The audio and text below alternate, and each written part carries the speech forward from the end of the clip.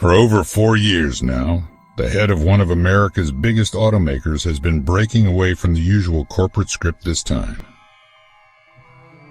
taking direct aim at President Trump's tariff policies.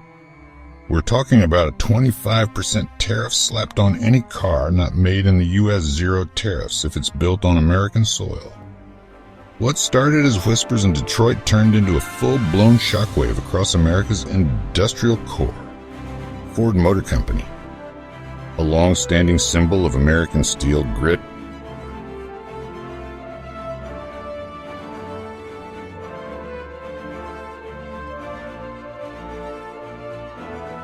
and scale, got hit with a gut punch no one saw coming. Plants shut down, workers sent home. Assembly lines came to a halt. And what triggered all this? Tariffs. Not from another country, but straight out of Washington, D.C. on May 17th, Ford dropped a bombshell, announcing it would be closing the doors on several of its most iconic U.S. factories.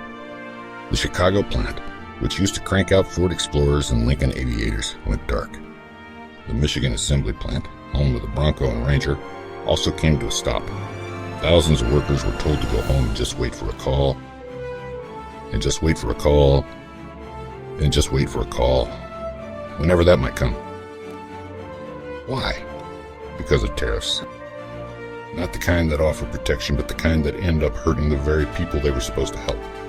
Tariffs that were supposed to bring jobs back ended up making them vanish. Trump's trade policies had finally reached the factory floor. The sweeping 25% tax on imported cars and parts meant to punish China and Mexico. Ended up striking a blow to American manufacturers instead. Ford announced it expected to take a $1.5 billion hit in 2025, a blow even a giant like Ford couldn't absorb without taking drastic steps. That's when the shutdowns began. And it didn't stop with Ford. The ripple effects were immediate. General Motors scrambled to rejig its production plans, laying off hundreds of workers and quietly moving some of its truck assembly back to Indiana. Stellantis, the company behind Chrysler and Dodge, idled entire plants in Canada and Mexico. But the fallout hit hardest in Michigan and Indiana, where 900 workers at parts plants lost their jobs overnight. Ford tried to stay afloat. They rolled out emergency pricing changes. Models like the Mustang Mach-E, Maverick, and Bronco Sport, all built in Mexico, had their prices jacked up by nearly $2,000 just to help offset the tariffs. Customers were shocked. Dealerships were hit hard. And even with all those changes, Ford still couldn't catch a break. Behind the scenes, executives were warning that even more cuts were probably coming. Tariffs were pushing up prices on everything from steel to electronics. The Lincoln Nautilus, imported from China, had become too expensive to compete. So Ford pulled the plug on exporting to China, completely shutting themselves off from one of the biggest car markets on the planet. This was no longer a theoretical trade war. It was very real, and it was doing real damage. Trump, though, didn't budge. When asked about Ford's production freeze, he said it was expected. Then doubled down, saying they should have brought production back a long time ago.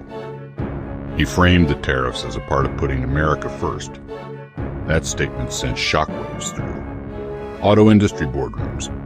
If the president could casually dismiss what was happening at Ford, what company would be safe next? The warning signs were impossible to ignore. Stellantis shut down SUV production in Mexico for an entire month. Parts stopped shipping. Assembly lines froze. Workers were left in limbo. 5 U.S. stamping plants tied to those same models ended up laying off workers. Morale plummeted. Executives avoided the press. And, for the first time in years, the union publicly turned against the company. This was no longer about politics. It was about survival. Over at GM's Fort Wayne truck plant, where they build Silverados and Sierras, they tried to hold their ground. Added a shift. Hired 200 more workers. Restarted a plant that had been retooled. The plan was simple. Build more trucks on U.S. soil to sidestep the tariffs. And for now, that plan worked. But the bigger concern remained. If supply chains don't adapt, even the most resilient plants could end up shutting down. Nissan started canceling U.S. orders for some of its Mexico-made SUVs. Toyota scaled back shipments. Honda bumped up its prices. This wasn't just a storm. It was growing into a full-blown crisis. Then came the buyers. New car prices surged in April. by over 2.5% in just 1 month. That was the biggest spike in years. Dealers warned customers were rushing to sign contracts before the next price increase hit. But inventory was shrinking, deliveries were stalling, and some of the most popular models were simply disappearing. Ford tried to keep sales alive by rolling out employee pricing to everyone, something they normally save for the most desperate situations. The idea was to keep people buying, even while the costs of making cars kept rising. But it only bought them a little time. The numbers just didn't add up anymore. Every part of the supply chain was under pressure.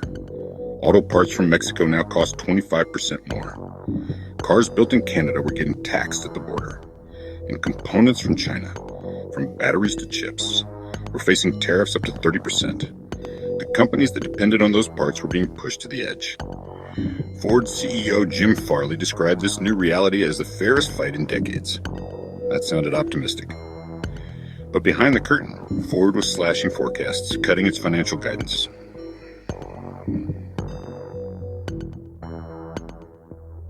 Trying to explain to shareholders how a company that makes nearly 80% of its vehicles in America was still coming up short. Then came the layoffs in cities like Kokomo and Toledo. Workers who'd made it through the last recession were finally hit this time.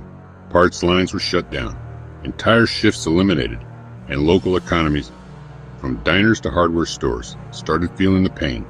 Governors declared emergencies. In Indiana, labor boards issued warnings. In Michigan, mayors begged Washington for help. But the tariffs stayed in place. Wall Street didn't take it lightly. Auto stocks tumbled.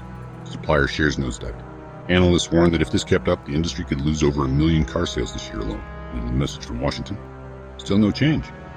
Trump's administration kept insisting the pain was temporary, that businesses would bounce back, that factories would return.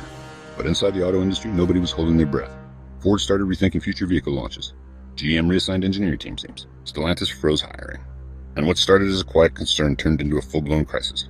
Is this really what America first looks like?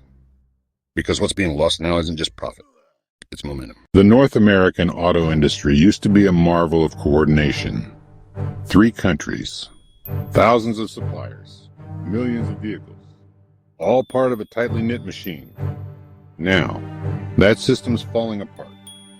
Ford can't just shift everything to the U.S. overnight. Neither can GM. These supply chains took decades to build and optimize. Breaking them down isn't just costly, it's dangerous. And again, that's exactly what these tariffs are doing. Automakers are now making decisions based not on efficiency but survival. Move production, delay shipping, cancel orders, raise prices, cross your fingers. Meanwhile, results to Michigan. Every extra shift in Fort Wayne and others canceled. It's a shell game, and others canceled in one year. It's a shell game. Politically, the divide is sharp. Trump says the fight is necessary. Democrats argue the cost is too steep. Stuck in the middle are workers, watching their paychecks disappear and their futures go up in smoke. And what's next? The industry's bracing for what's coming. China's already hit back with its own tariffs on American cars. Exports are drying up. Global markets are shifting to Korean and European brands. American cars are becoming too pricey abroad, and maybe soon too pricey at home as well. Ford isn't gone. Not yet. But for the first time in generations, it's staggering. And the workers who helped build this company, who spent decades putting it on the road, are now left wondering something no one wants to say out loud. Was it all worth it?